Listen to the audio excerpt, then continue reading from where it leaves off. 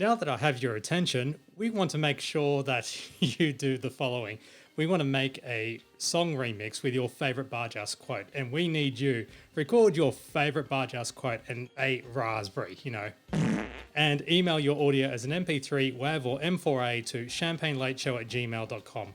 Why? Because you could win one box set of Bluey the Complete Series starring Lucky Grills, not the cartoon, but the 1970s drama from Crawford's that Barjas is based on.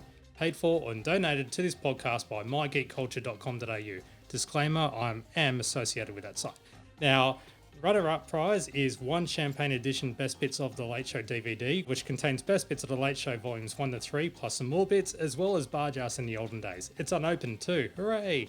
So you can replace that worn-out version. We've bought this one from the Redbubble store, funds to give away for you, so thank you very much if you purchased anything off that store. Now, it's open to Australian and US listeners, and I'm paying for the postage too, so hey, further away the better, I guess. If you've entered our competitions before, you can enter again, but this competition has nothing to do with Working Dog, ABC or Crawford's. Disclaimer, our decision for the winners are final and not up for negotiation. Competition closes when we release the teaser for podcast episode 40. So if you see the teaser audio out, the competition is closed. So let it rip.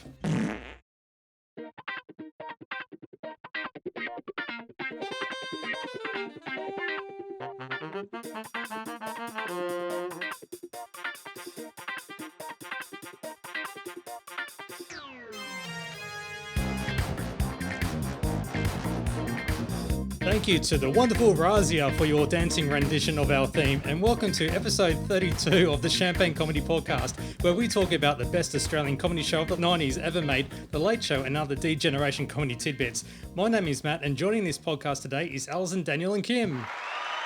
Yay! And we have a special guest reviewer, Amber. Now, how did you become a D-Gen fan? Oh, gosh. That's a long story. Okay, then we'll move on because... No, keep going. No. I was in grade 5 when the first season aired, and they wouldn't let me watch it because they thought it was too risque for me at that time, a 9-year-old. And I turned 10 and I complained, and they eventually just let me watch with them, and double figures. It's you can. Yeah, you turn 10. It's a whole thing, right?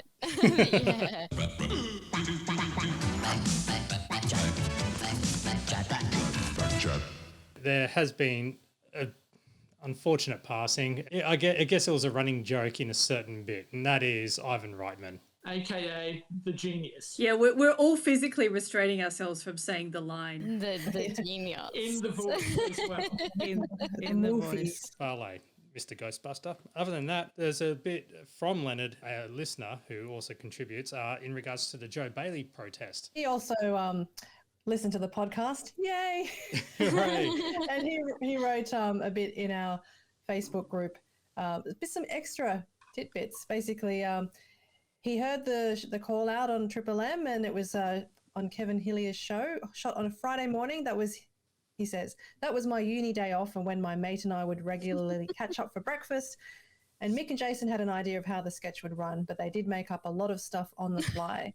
Basically, everything that was recorded on the day went to air. Not much was left on the cutting room floor. Lou Richards was an opportunist and got on to flog his new video, Lou's Larrikins. He looked so bewildered at the time as well. I'm surprised the video plug didn't make it, considering all the other plugs that make it on the ABC as well. Yeah, that's right.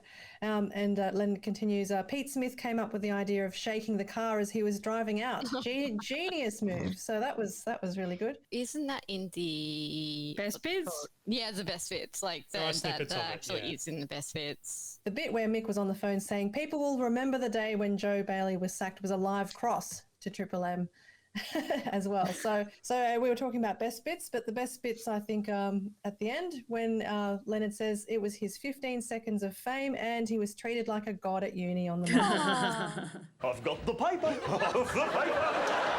Daniel G and his program guide. All right, so this comes from Ross Warnicki's Critical Guide from the Saturday Age. This is where Ross gets to highlight his picks of the night, as well as items that are worth a look. So some of the listings have a box around them, and one of them is labelled the pick of the night. I'll point that out in a moment. We'll start off with Channel 7. At 8:30, they had It'll Be All Right Late at Night. Now, this is a repeat from 1985. It's one of a series of bloopers specials from Britain's ITV channel called It'll Be All Right on the Night, hosted by the late Dennis Norton, along with his trademark clipboard. Now, you can watch It'll Be All Right Late at Night on YouTube. Be warned, as the video description states, uniquely with this edition, it includes some clips of nudity and more mature language. The reason why we've got that at 8:30 instead of a movie is because at 9:30 we've got the AFL. Essendon versus Carlton. Says Warnocky, it's a delayed telecast of tonight's qualifying final, the first AFL final played under lights at the MCG. The commentators are Sandy Roberts, Ian Robertson, Ross Glendinning, Gerard Healy and Peter McKenna. And technically this starred, for want of a better term, friend of the DGen and graduate of Jason Stevens' grooming school for AFL footballers, Tim Watson. He scored 3 goals and a behind. Now, if you don't want to know the scores, look away now.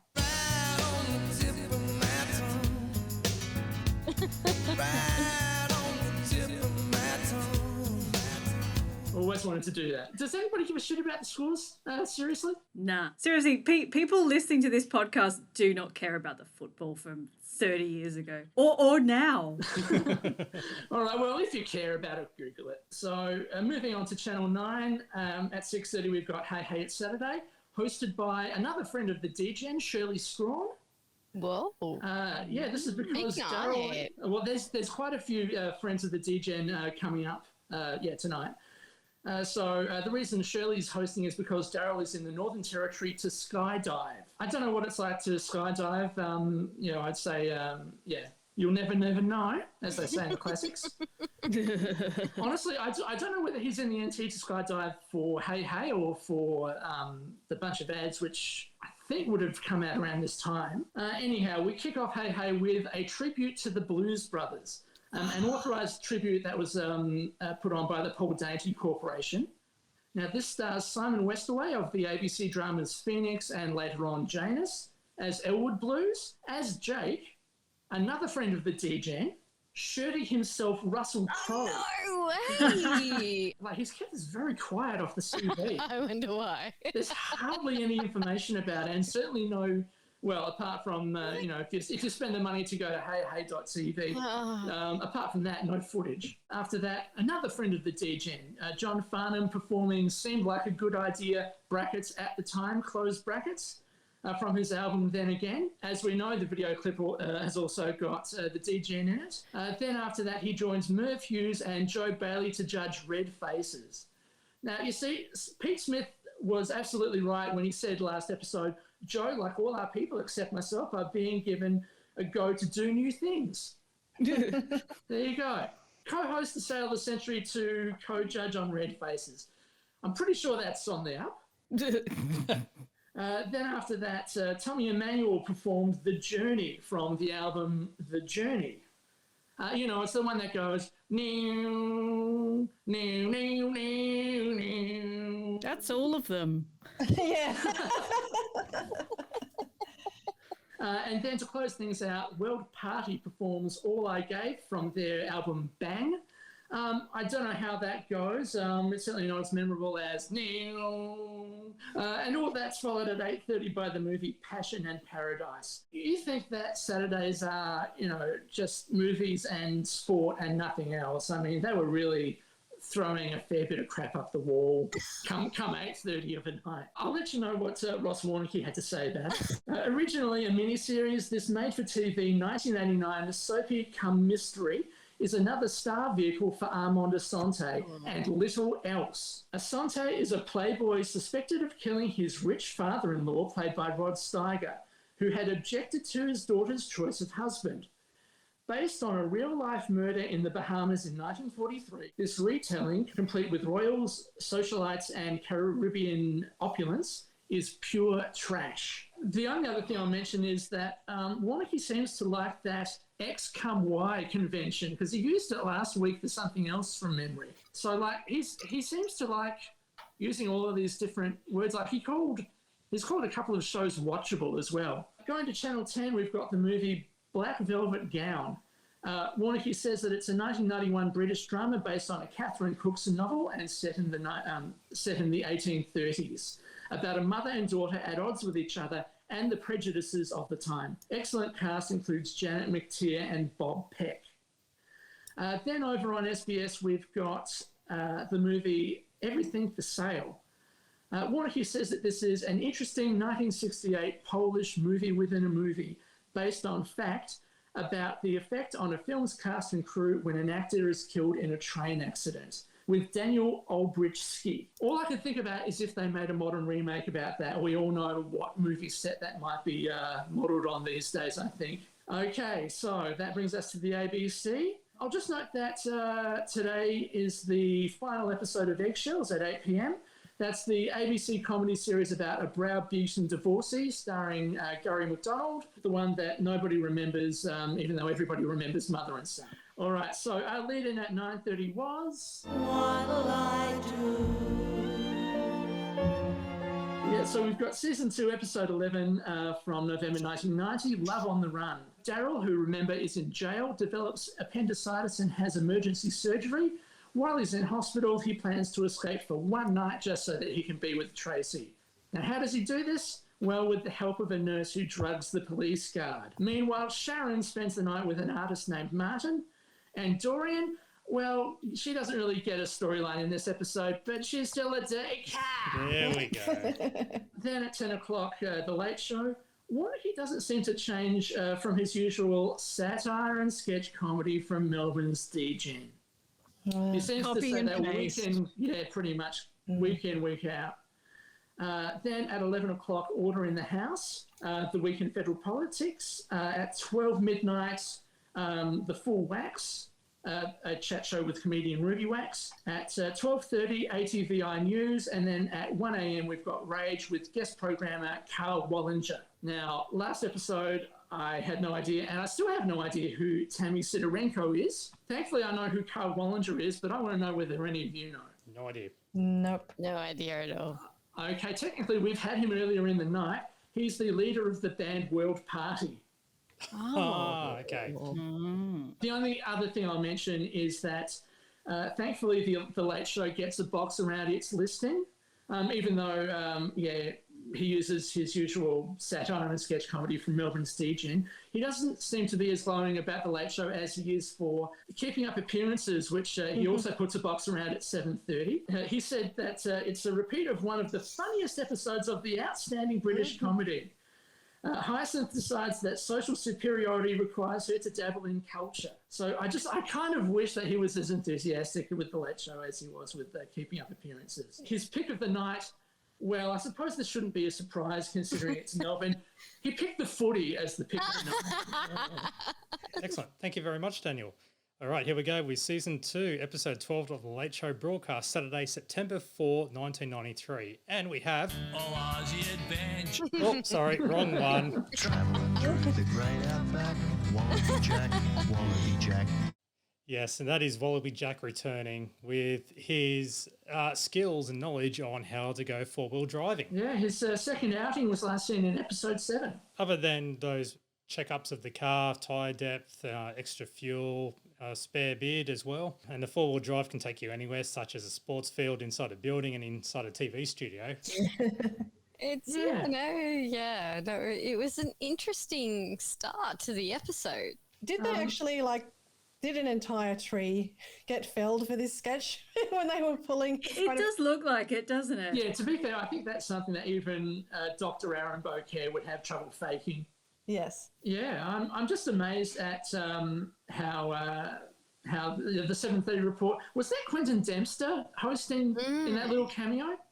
Because I wasn't quite sure because it didn't look like Rob Sitch's impression of him from the other episode with Mick and Tony as Optus and Telstra executives. Optus and Telecom, yeah. Telecom, yeah. I was also amazed that they were able to get into the MCG, and I think that, well, judging by the colours, that would be a used Essendon footy banner. I couldn't work out what was written on it. And I think my favourite sort of running gag out of this would be him trying to always shoehorn in that song about the Cootamundra wattle. I don't know what it is about the Cootamundra wattle. He never gets that far. All it reminds me of is those interminable songs that get played on Macca on a Sunday morning. I don't know if they still are, because it's probably been decades since I last, even in passing, listened to Macca on a Sunday morning.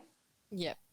But that's all I think of when I hear of, those, stupid bush ballads. I have to say the camera crew are very, very quick to start pelting him with mud or eggs or whatever they're chucking at him. It feels like they've just got a bucket next to them ready for as soon as he pulls the guitar out comes the mud. Everything gets thrown at him, and I have to actually say that's probably Santo doing everything he can to annoy the crap out of his friend. And holding the camera at the same time, just multitasking. Oh my God, that man is incredible. Opening titles. We got the opening remarks, and Mick and Tony are ranting on about supermodels everywhere, and that's all about Claudia Schiffer and Linda Evangelista. How hot are those two supermodels, though? Yeah, Yeah, pretty good. the 90s was definitely the age of the supermodel. I guess now we've got Instagram and YouTube, and back then we had fashion mags and Vogue and the supermodel culture, which we'll get into a bit later on in the episode. But yeah, I think they were in town for the Maya Grace Brothers kind of launch, which we'll get into later. There is footage of this on YouTube, and I think Matt and I had a bit of a look at it, didn't we? I had to delete my cache afterwards, yeah. So, and there was news about Winona Ryder and Johnny Depp. God, that is going back a while ago. Oh, hang on. You've skipped over the big news here. Tony reveals he's engaged to the woman who says adult humour before the programme. Oh, you mean this one? We wish to advise that the following edition of The Late Show is rated M and contains adult humour. What happened? What did I miss? Oh, you missed that bit. The other thing I just want to quickly point out, I like the line by Mick, I've been knee-deep in supermodels all week. That's nothing. I bet he is. Yeah, of course. There's only 2 of them in the country, though. I mean, how deep can you get? Maybe Mick has very shallow knees. Who knows? Tony was warned about not to get the lambada tattoo because of the Winona Ryder thing. That's right. Yeah, the Winona Forever tattoo. Yeah. Which I like. I've never heard if it's been confirmed or not, but didn't he have it altered eventually so that it said Wino Forever? Correct. Yeah, that's right. And That's there are photos of it saying Wino forever. And then when Mick demonstrates the lambada, it's all about the Tony Barber dance. Any excuse to drop the lambada. And I love Tony's little aside. Last week the Boonwalk, this week the lambada. Collect them all, kids. Yeah. There was also reference to Michael Jackson staying in his hotel room in Singapore, and he gets the zoo brought to him. Yeah, we'll just move on. Michael Jackson, bloody hell. They talk about kids finding a big giant egg in Western Australia. Mick puts the picture of the big egg on the screen, which ends up being Steve Izard and... Yes! Mickey's! It's Mickey's 100! They're just going psycho. Yeah, the crowd just gets to storm the stage, and as does a police horse. Yeah, they've actually hired a white horse and a rider to be a police horse. That's blown the budget, I imagine. Now it also says on the big screen, congratulations, Mick, 100 jokes, sort of similar to something that might come on the big screen at the MCG. Now, do we think it's 100 jokes full stop, or do we think it's the 100th Steve Izard joke? Could be either, couldn't it? It could be either. You are going into... Territory. Hey, hang on. Sorry. Has this become like disco pedantry now? Yeah. Pedantry. Yeah. Pedantry. Well, it's like that. Don't forget you've got the... Pedantry. So it's one or two. So that's classic pedantry or disco pedantry. Yeah, well, that's Razia pedantry. Okay. Oh, no. Pedantry. Yeah. Pedantry. Cool. Oh, my gosh. And now it's over to the news desk with Tommy G. Yay. Because it does carry on. Oh, dear. I've been wanting to fuck Nick Malloy for months.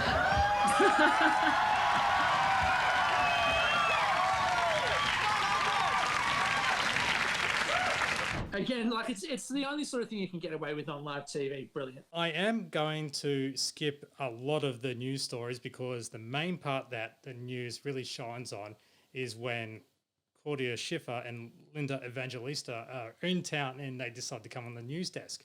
The only bit I want to highlight is the, again, it's the big egg. Yeah, basically that Tommy G's and The Late Show seem to be the custodians of it for a time being before rolling it off the news desk. And yeah, it must be one of those plaster of Paris eggs. There's one other thing I'm going to mention. That's Earring Ken, which, you know, I think a few of us remember from the early 90s. And I do quite like the gag about how, well, okay, Earring Ken was quite popular in the gay community. And I quite like the added gag of building a little closet for him to come out of. I thought that was That's very cool, yes. So Claudia and Linda do come out on stage and end up having a one-on-one with Tommy. Tell us, you may have seen a few Australian models while you've been here. Are they up to scratch? To be honest, Ray, we're a little disappointed with the models in Australia. But we have seen two striking women on television. Yeah, from The Late Show, yes. Jane Kennedy is a very attractive and beautiful woman. I've heard that said, yeah. I don't know about Jane, but there's this girl, Judith. She's really bad at accents, but she's kind of like an Australian Cindy Crawford. It's quite uncanny. Amazing. Love that little ad lib from Jude. I love that. I do love the fact that they play on the whole supermodel or super part where they stand up on stage and jump off. Yeah, onto very, very obvious mattresses that you can just see in the... Anyway, doesn't matter. You know, it's you know, you suspend your beliefs in these circumstances. It's legit though. It's super. Superman doesn't have a mattress. Oh, Just saying. okay, fair enough. Give me disco pedantry there. Show off their underwear. Mind you, Superman didn't have to take a bit of weight off his espadrilles. He would if he was wearing some. That seemed to be such a daggy phrase for Tommy G to say. Yeah. We'll move on to the sketch, and this is where the teaser came in. Let me have your attention for a moment. Put that coffee down. Let's talk about something important, because we're adding a little something to this month's sales contest. As you all know, first prize is a Cadillac Eldorado. You want to see second prize? Second prize is a set of steak knives. Third prize is you're fired. Somebody should stand up and strike back. Somebody should do something to them. Hell exists on Earth? Yes. What can you do? I gotta tell you, I'm ready to do the Dutch. I know what I'll do. I'll go out and rob everybody blind and go to Argentina. You think you're a thief? We're just talking. We are? Yeah, we're just speaking about it. Speaking about it is an idea. We're not actually talking about it. No. It's a robbery. There's a robbery? No. And what is it we're so afraid of? All you need a little boost. Tonight is the thing. So be it. That is the trailer, or a very edited version of the trailer for Glen Ross. Sorry. The sketch is basically a produced version of Glen Ross, which has got Tony written all over it, and ends up being this. Who the f are you to come down here with your f***ing psychopath calling us deadbeats? Shut the f up for one moment. You! Me! You and f you! You Language, please. Sorry. I actually don't like it much because I'm too young to get it. But it was 5 minutes of insanity. It's a good movie. I actually watched it for the first time on Wednesday, and I now get it. I now get the joke. So, Was there as much swearing in Glen Ross as there was in Glen Ridge? 100%. So, in fact, if not more. Like, one of the things I appreciate, not necessarily like, but appreciate, is the rhythm of the beeping. It seems to have a fairly good rhythm in it. Yeah, but like it sort of seems to have a rhythm as to when they say their swears. I must admit, I'm not as enamored about the use of that word, which can be defined as a bundle of sticks bound together as fuel. Do you know what? I also hadn't seen Glen Ross in 1992. I have seen it since, but I enjoyed the sketch at the time because I think there's enough that's funny about it, even if you don't know what the film is. It's just like the ridiculousness of people just using the F word at each other constantly is quite funny. So I think you don't need to have seen the film. I was 10 and people using that word was like really risque for me. Yeah, I mean, even that as well? At the time. We usually have our fifth wheel because it goes through as well. But yeah, we're missing our resident movie guru, which is Tony, but he does have this message in regards to Glengarry Glen Ridge, or mainly the movie Glengarry Glen Ross, because Tony loves David Mamet. David Mamet and Glengarry Glen Ross wasn't exactly an obscure reference in 1994. David Mamet wrote the script for The Untouchables, but it was still pretty obscure. And Glengarry Glen Ross is a film based on Mamet's play of the same name. David Mamet didn't direct Glengarry Glen Ross, the film, but at this stage he was also a movie director as well as a playwright and a screenwriter. House of Games, which was the first film he directed, was a bit of an art house hit. And probably Tony, knew of that as well as, The Untouchables. I think he also wrote The Verdict, the Paul Newman film, but he'd written a few films before, Glengarry Glen Ross. Anyway, Glengarry Glen Ross is about a bunch of real estate salesmen. They're basically scammers. They sell housing developments that don't really happen. They sell swampland and that kind of thing. Mamet had worked at one of these places while his dramatic career was getting started, and he knew how they talked. So he wanted to write something based on that. And the end result happened to be pretty sweary, especially for the time. It was pretty notorious for having, some fairly fruity language and being pretty down-to-earth sort of about the way these guys talked. Famously, when they came to make a film of the play, because the play was very successful, the play itself didn't run long enough to turn into a movie. So Mamet added a scene where a character, played by Alec Baldwin, comes into the sales room, swears at everyone, tells them they're all losers and he's a winner, and then when it comes to this month's sales, only the top two guys will still have a job come the next month. So everybody else starts getting a bit desperate to make the sales after that, and that's the story of the play. In the sketch, Rob is pretty clearly playing Alec Baldwin's character. Tony is playing Ricky Roma, who's played by Al Pacino in the movie, and Mick and Santo are just guys in suits. You've seen the sketch. Apart from the potty mouth, it doesn't really have a lot to do with the actual film. As for Mamet himself, he ended up turning into a bit of a right-wing nutbag before it was fashionable, so his movie career is pretty much over, though. He still writes books. He's still, I think, doing plays, but the last few have not done well. But anyway, before then, he wrote and sometimes directed some really great movies, which I recommend you check out.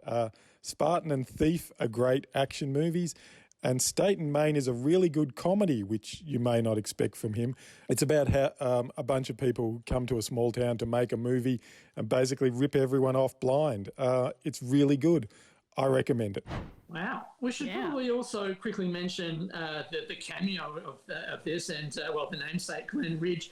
The reaction from the audience almost rounds out his very softly spoken, hey, fellas, language please. It was fantastic, especially coming from the last episode when you had the whole Joe Bailey stuff and that was still in everyone's mind, and then you suddenly had Glen Ridge actually appear in the sketch. The other thing I sort of think about is whether there might have been some negotiations with Channel 9 to get Glen Ridge to be in this kind of silly cameo, considering they kind of need it to make the title of the sketch work.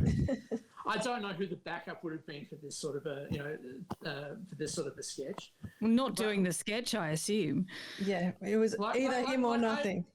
My theory, again, I don't know if it's true or not, but my guess would be that he would only have been allowed to do it by Channel 9 if he didn't do any of the swearing. I just had a thought. Glengarry Glen Robbins could have worked. He was still kind of famous in '93, but yeah, it's interesting, isn't it, that Ridge is on like the week after the Joe Bailey rally, so clearly no hard feelings felt there. That's right. Depends on when it was shot, I suppose. Like with this sort of thing, you can't really tell. But yeah, if it was the week before, geez, that would have been an interesting set. Now, on stage, Rob introduces the new music clip, and that is...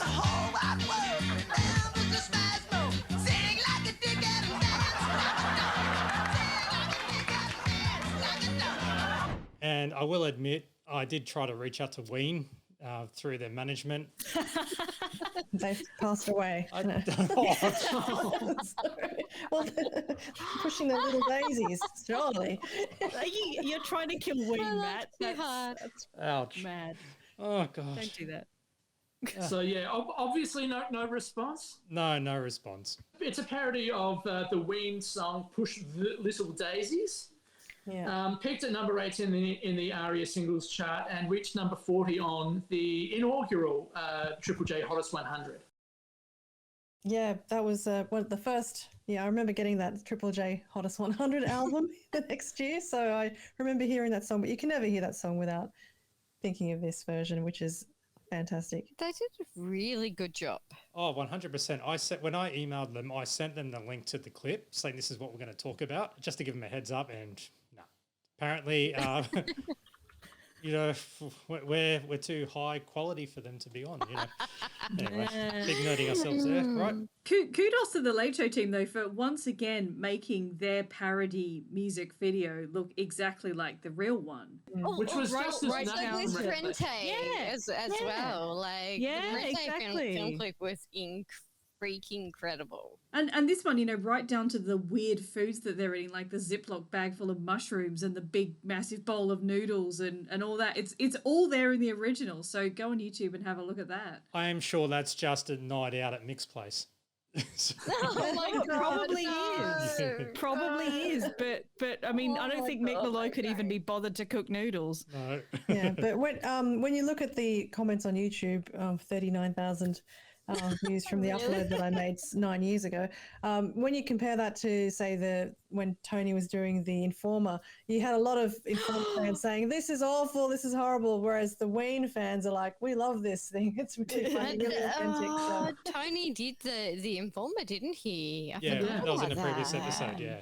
It was during Bob Jones' Hands Off. See, like, fans of rap music or whatever, they don't have a sense of humor, whereas people who like Ween, you know, it's already a kind of a stupid band. So I love it, Alison. I really love it. All right. Now, the next bit is, it's not really an official undiscovered masterpieces of the cinema.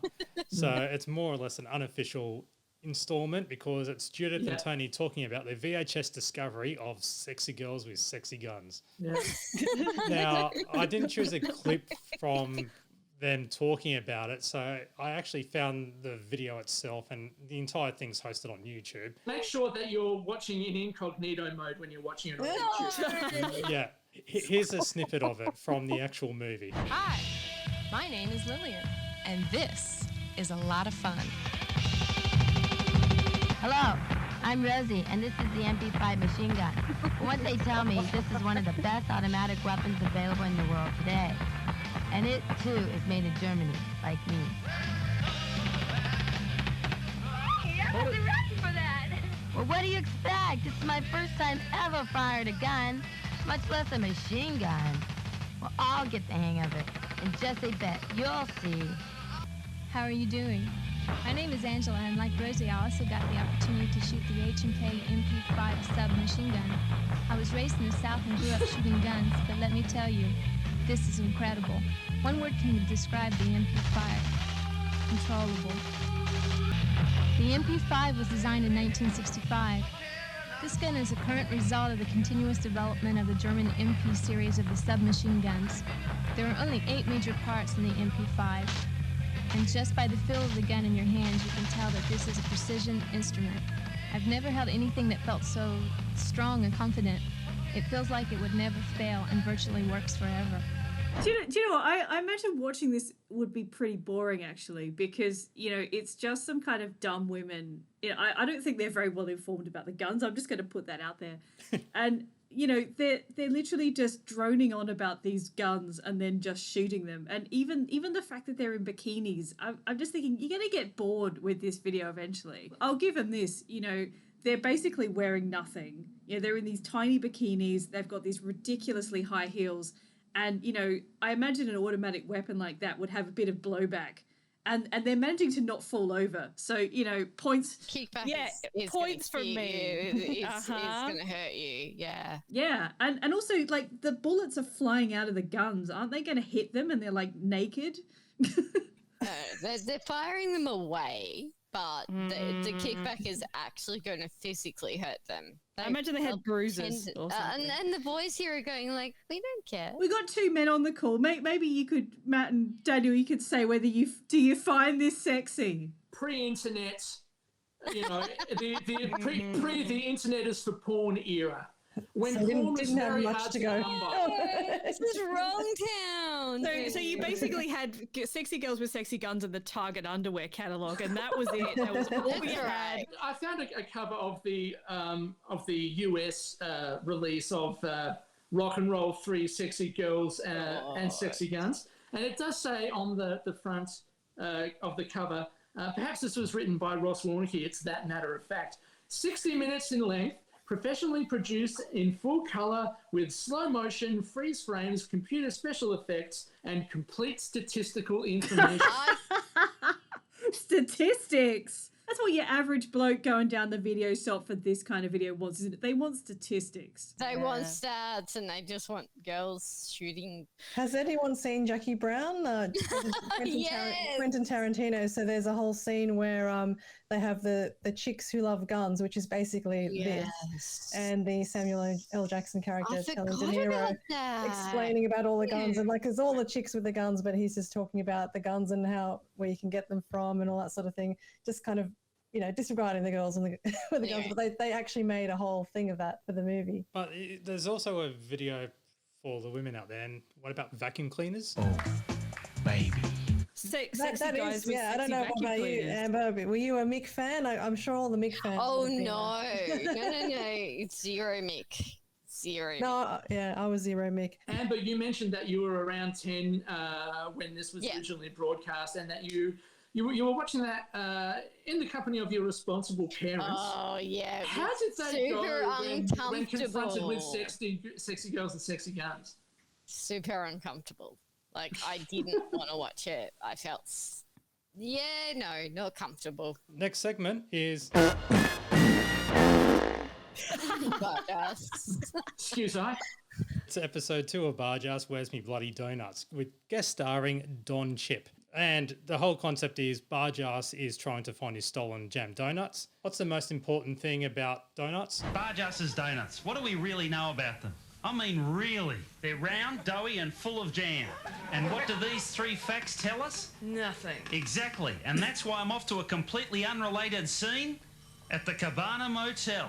What a name, the Cabana Motel. After checking into the headache suite, he gets home to see Barjas at home pointing the finger directly at him because he's got the jam running down his mouth. So, but comparing on empty stomachs, Glen 20 feels like it's all a dream when it's revealed that Barjas is still sitting on the lounge having a beer. Again, it's a pretty by the numbers sort of episode, this one. But I mean, when you're given that sort of footage of John Diedrich, copping a chair to the head and turning up later on with blood coming out of his mouth. And you'd expect more when it's adapted from the novel by Franz Kafka, wouldn't you? You would. Exactly. So can we just slightly backtrack to the Cabana Hotel, a motel, I should say, because that actually did exist, and it still exists. It's now fancy service department kind of suites, but as of maybe about 10 years ago, it was still there. If you look on Google Maps, it's actually in 46 Park Street, St Kilda West. So you can look that up on Google to see what it looks like now. Right. It's now called Crest on Park Hotel Apartments, and it's basically the same building, but they've just given it a paint job and fancy names. And there's no headache suite, unfortunately, and they don't have that basically they should have just had all that retro signage because we don't, it's a cult thing, really, tourist attraction, but now it's just some bland thing. Yeah, anyway. If anyone knows John Diedrich, please reach out to us on the Champagne Comedy Podcast, because we really would love to have a chat to him. Yeah, we're still on the hunt for John. On the hunt for John, yeah. It is one of my favourite segments, which unfortunately would never have reached a DVD release. Tonight, join Ed Cavalier, Jane Kennedy. Oh, sorry, wrong one. It is. This is TV's Jane Kennedy. This is some poor bloke we dragged out of the audience. This is popular ethnic prankster Santo Chilaro. This is that new one, Judith Lacey. This is someone else we dragged out of the audience, and this is me being caught doing the voiceover. And we're all contestants on the Late Show Super Challenge. Now here's your host, Tommy G. They had 35 minutes and they had no idea what to do with. Well, Tommy does refer to the Super Challenge or the quiz time as a thing that they used to do when they got paid a shitload of money at a radio station.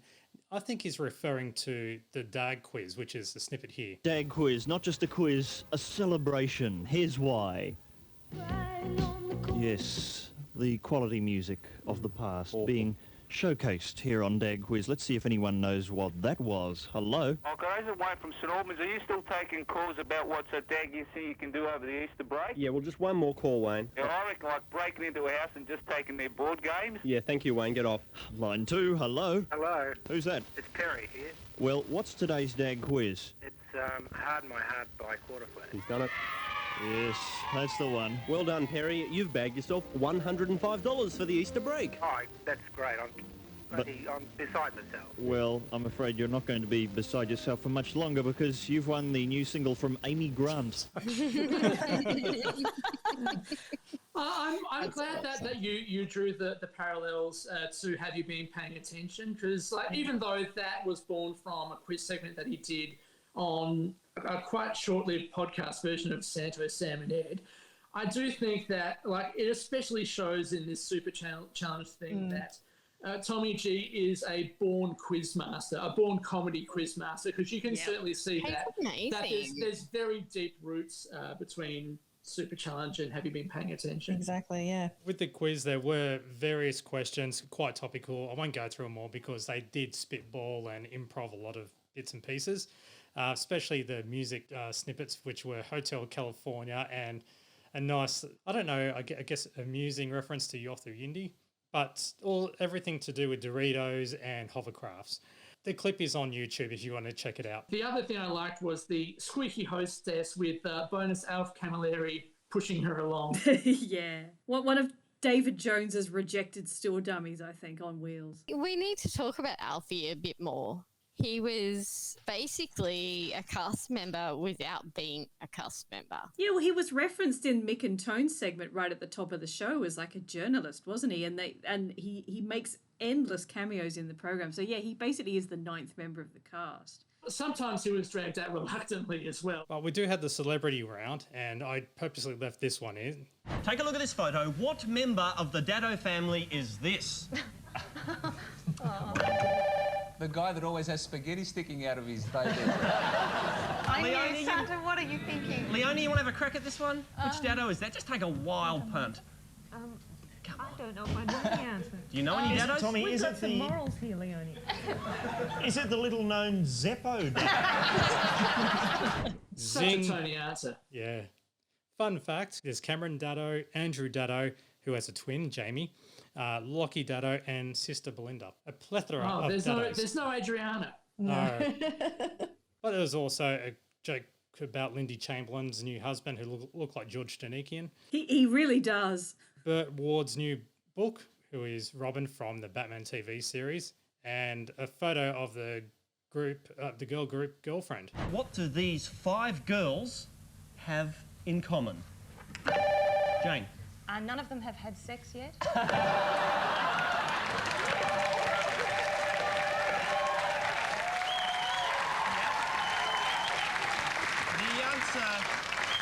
The answer I had here was that none of them can sing, but I'd pay that one. I was going to say they should all be shot. They should all be... According to Mick Malloy, 3 haven't. Only 3 have had sex. That's ugly. Final question. Which 3? I want to... Yeah, Judith wins with that answer. And there's also a celebrity nude who is this person with the gluteus maximus, and that was the guy from Healthy, Wealthy and Wise. No. It was Senator Robert Ray. No, it was the little fat kid. It was everyone. Cool. We'll move on then. So it was just a filler of time, really. After everyone waves everyone off stage and so forth, good old Team Scott and Team Leone. At the end of the quiz, we've got a sketch, and that's Jane throwing to a documentary called I, Claudia, which is all about Claudia Schiffer's Australian manager, Steve Besser, who's played by Rob, and is being followed by an ABC cameraman. And this has got to be one of the most stealthiest sketches ever done. It's a really amazing sketch. He did a really awesome job. Rob is basically ghosting every move that Claudia does, especially the part where they're at the press conference and Rob is in character. Can I just have your attention for a second? Claudia's going to be here in about 5 minutes. No questions that involve Prince Albert. No questions that involve her contract with Revlon. And no questions that involve mathematical multiplication. And that's directly to the whole media hub. Yeah, that's hilarious. My guess is that I think Rob might have done that just after the actual press conference, because there's footage later on of him being in the same room as the real Claudia Schiffer comes in. I think if he actually had done that before Claudia came on, he wouldn't be in that room anymore. Mm-hmm. So I reckon he probably would have jumped in front of the mics like as soon as it was over, just as the camera people were around the table about to pack up. I love the fact that when Claudia was there and she moved away, he was like one-on-one, like only like so close, and just instead of snapping out of character, he stayed in character while he actually confronted Claudia. It's like, just acknowledge pretending he was the manager. And can you just see the look on his face as he looked at Santo holding the camera? We assume Santo, but it's just one of the most phenomenal things that Rob, or a stunt, I should say, has been done. Yeah, it's just, you're right. It's very stealthy. And then it's sort of complemented with all of this, obviously fake footage, let's say, of Claudia in her glitzy hotel room dancing very badly to the radio. It's interesting that they don't have Jane playing Claudia. They've hired a woman to play Claudia. I wondered why they did that. But that does lead up to the television special, which was the Maya/Grace Brothers Visions thing. Real bang. I'm Claudia Schiffer, remember? Welcome back to Maya Grace Brothers' Vision of Spring and Summer 1993. I'm Claudia Schiffer. Right now. Can we get a close-up at some stage? We're going to have close-ups? I'm sorry, thank you. That was an actual bit from the show, and there is clips of that actual Visions catwalk show, whatever it's called, on YouTube. Here's a bit where it's hosted by Ray Martin. Now, this is the very end. Now, it's a little bit long, but I'll explain in a minute why.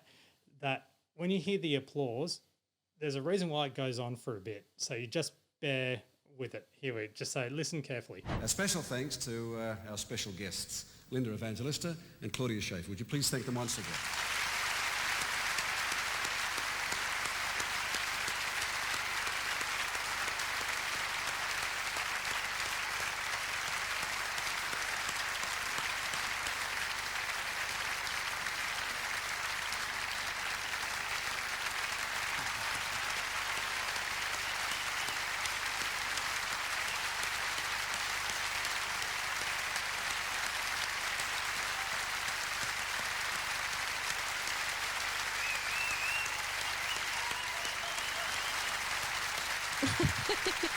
This is going forever.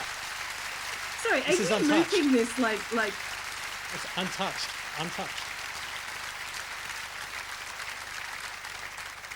Gee, you had me worried there, ladies. I thought you were going to leave us out here on our own. Thank you for that. Thank you. Now you know why they're the best in the business. Now, I hope we've given you some good ideas about your frocks and your frills and your jackets and your jeans for the coming season. I've had a fantastic time. I hope that you have as well. I hope you've enjoyed it. Did you enjoy it? I loved it. Did you love it? Great time. Would you do it again? Yes. But next time we'll do it without you, though. Whoa! So that whole That's applause, a burn. if you watch the clip online, the camera shot is just doing that far pan scan type thing, and it's just everyone applauding, and they're nowhere to be seen on stage, and applauded for like a full minute until they eventually walked out. Well, I did watch some of the interview that he was doing with Claudia, and he was asking these really stupid questions like, "Oh, do you travel well? Like, do you get jet lag?" And then he was just saying, "Do you feel like when you arrive after you travel, do you feel like the most beautiful girl in the world?" And she's like, "No." But And then he started asking about her fashion, and she said she really likes sweaters. She's got about 20 sweaters, which may be a reference to the Kendone wind cheater. She really likes jumpers. Back in '98, like, is that what we were expected to ask? Are they like, State of the politics. You couldn't ask intelligent questions. You couldn't ask. you couldn't ask the Marlboro intelligent legislation. questions. You just had to ask about what they were wearing. He can't ask about Prince Albert, Revlon, or mathematical equations. So he's got to ask something else, and all he's left with is, do you travel well? Of course. How do you find the people in Australia? Oh, they're warm and lovely. They're nice and lovely. They're treating me really well. Straight after that, we have toilet break time, one of our favourite segments. And Tony does set up a very discreet warning, explaining it wouldn't be out of place of a David Lynch movie, and that is Act 4, Ian Evans.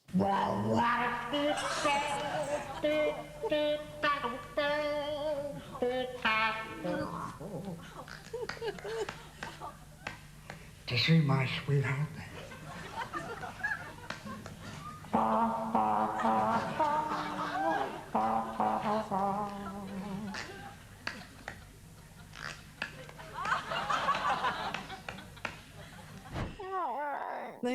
So he had his hands covering his face, and Amber's got her hands covering her face because she just can't bear it.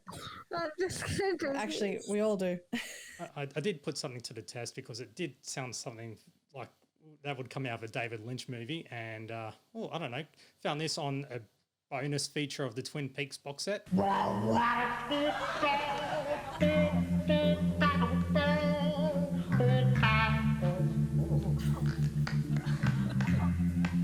This is my sweetheart.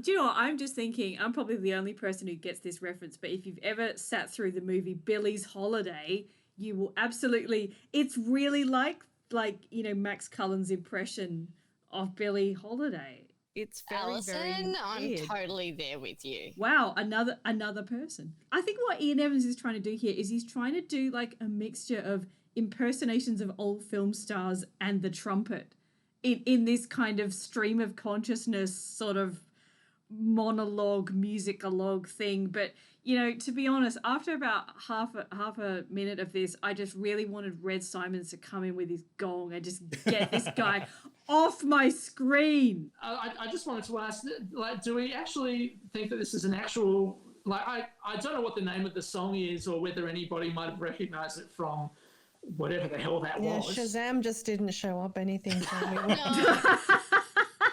But yeah, I think the absolute gold in this is what comes from what happens after the performance. Not so much from Bernard, but definitely from Ernie Sigley. Finished, Ian, yes. Ian Evans. Ian Evans with St James Infirmary, and that was, Jamie, that's one of your best arrangements. What do you think then, Ian? He took the breeze from the trees, added weird melodies, and presented the death of the blues. 25. 25 from Bernard for Ian Evans. Jackie? I don't dare say what I think. Whooshka! I don't say what I think. The first time Bernard's ever been silenced. I'm so It was broken. very poetic judging. But I mean, even Ernie, who's a notorious laugher, gigger, making a joke to the band leader saying that's one of your best arrangements. It had nothing to do with it. What's the score? Do you have a score wrap, Daniel? It got 25 from Bernard, so with his untitled composition, That puts Ian Evans in 4th place. Nice. So, just in front of him, we've got Darren Schutz, Alan and Brenda, and, of course, Piffy. After the toilet break, we've got Graham and the Colonel. There's a lot going on here. So Graham and the Colonel have switched hairdressers. I decided to go to Kelby's and he went to Sedgman's. Sedgman's. Yeah, so they had their wigs mixed up. I'm kind of wondering how the hell they would have done that, because they would have had a lot of time to get... It's deliberate. But it does look weird seeing the mop on Santos' head and the Bill Clinton blow wave on Rob's head. And also, they were meant to participate in the Red Nose Day, but the Colonel thought it was Bill Lorry Nose Day.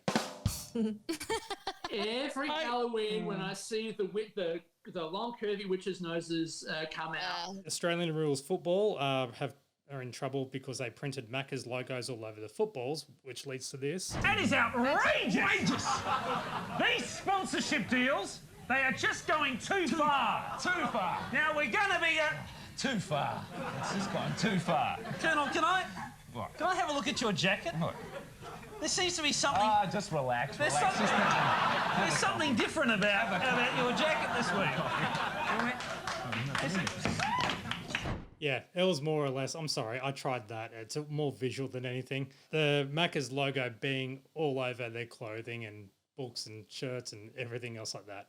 I remember this being very controversial at the time. I mean, who says you can't advertise on the ABC, first of all? But, I mean, for some reason, we don't think about it much these days because there's still sponsors on the ball today. But back then, it seemed to be sacrosanct for some weird reason. Yeah, I wrote down that same word, controversial. But yeah, it was like a few episodes back when they had the cigarette advertising and they had that on there as well. And we thought, wow, that's is that allowed? Do you remember that? Well, yeah. Well, advertising wasn't as prevalent as it is now. Yeah. It was very controversial to have those logos on the actual football, to have the really big M's as well on the clothing. That was controversial, and that was a commercial network.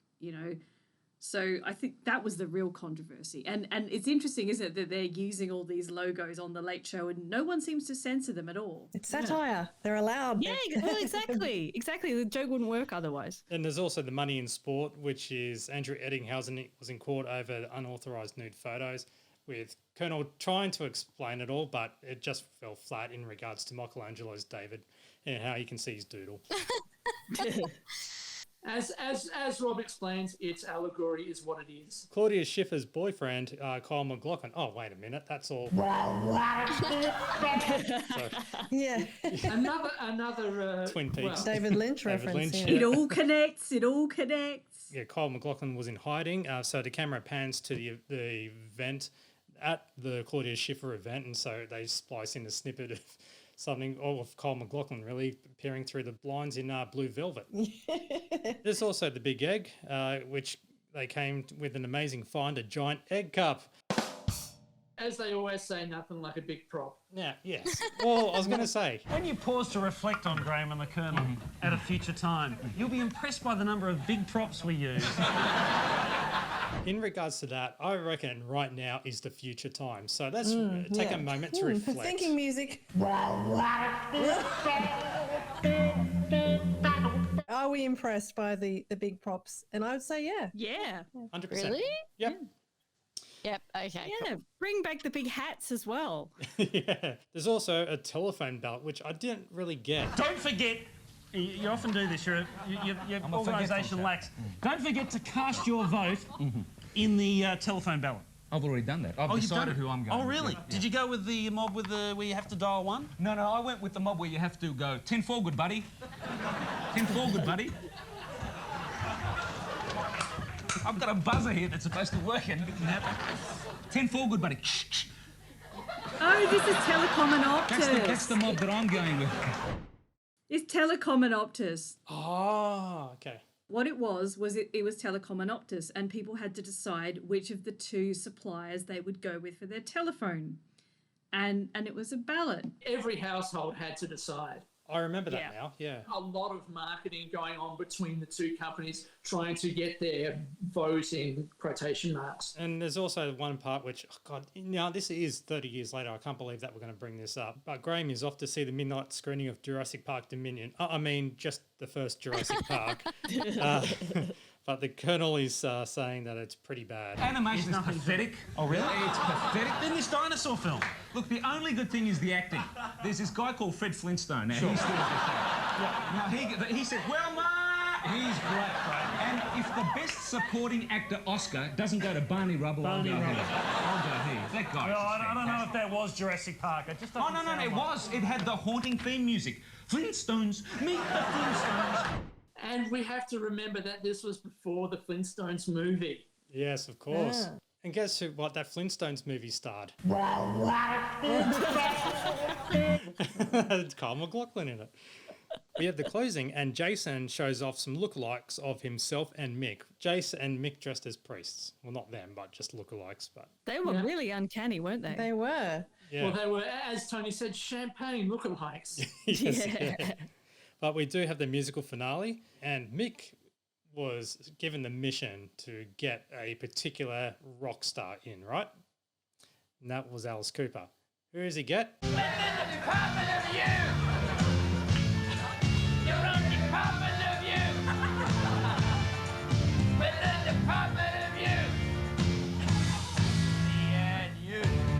Dr. Harry Cooper. And he really gives it gusto with this performance. Like he's really enjoying it.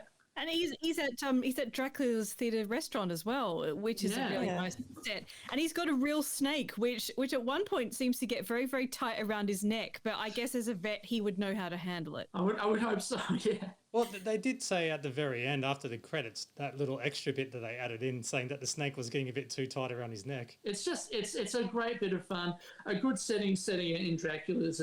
You're right. I agree, Alison. I did actually try to reach out to Dr. Harry Cooper, and I didn't get a response.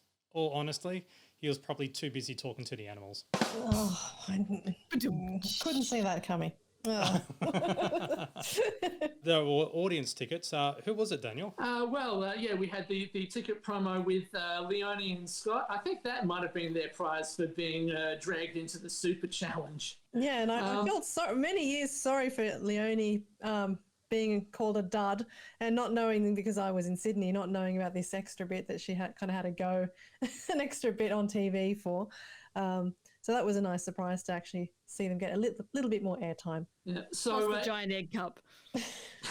Oh, yes. In the credits that were rolling over Dr. Harry Cooper, we had special guests Dr. Harry Cooper and Glenn Ridge with Nina Sturgis. Now, I'm not quite sure who she played. I've got a feeling she might have been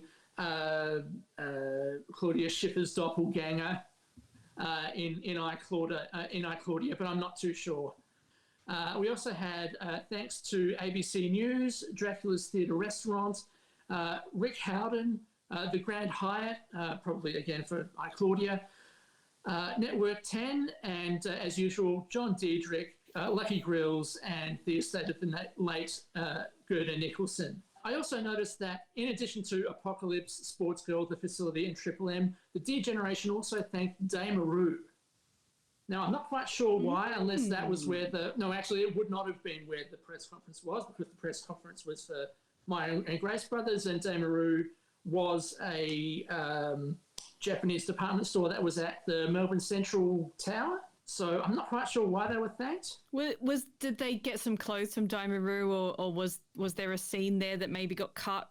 I couldn't really work it out either, but... Yeah. Unless they dressed the Judith and Jane when they were supermodels, maybe? I don't know. Well, that wraps up Season 2, Episode 12 of The Late Show, as well as Episode 32 of the Champagne Comedy Podcast. So feel free to email us, champagnelateshow@gmail.com, Twitter @TLSChampagne, also the site, champagnecomedy.com, and check out all the stuff we've written on there, as well as the Facebook page of Late Show, or search for the Champagne Comedy Podcast group on Facebook. It's on private, but answer the 3 questions and you're in. So far, no one's answering the 3 questions. Come on, answer them. It's only just They're not that hard. They're not hard. One of them's how to spell, Warneke, Fidgeon, and You know, Yeah. who says you'll bar up? Like really, really easy questions. Yeah, in the early days, people were all answering the questions, and now it's just like, oh, come on, guys. Yeah, you click, you get in, and then next thing you know, they disappear because it's not all it's cracked up to be. Oh, well. Anyway, each to their own. So, and also our sparkling wine shop, Redbubble, Bitly Champagne Comedy. So just big thank you to Alison, Daniel, Kim, and also I guess Amber, who I think her internet's cut out. So yeah, thanks, thank you. Amber. Thanks for coming on board, Amber. Really appreciate it. So my name's Matt, and we'll catch you in the next episode. Don't forget to enter the Bar Jars competition too. See you next time. Bye. Bye.